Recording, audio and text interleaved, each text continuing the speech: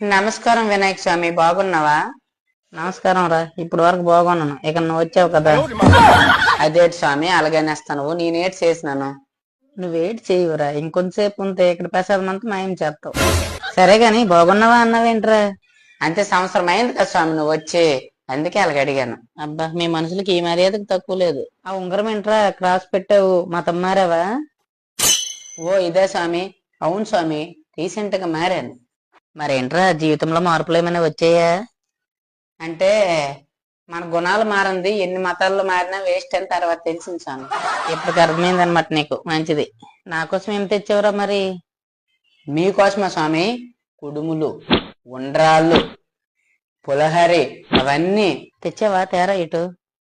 లేదు స్వామి, ఇంటి దగ్గర తయారు చేస్తాను, సాయంత్రం తెచ్చి పెడతానే. నువ్వు తెస్తావా? నాకు నమ్మకం లేదు దొరా.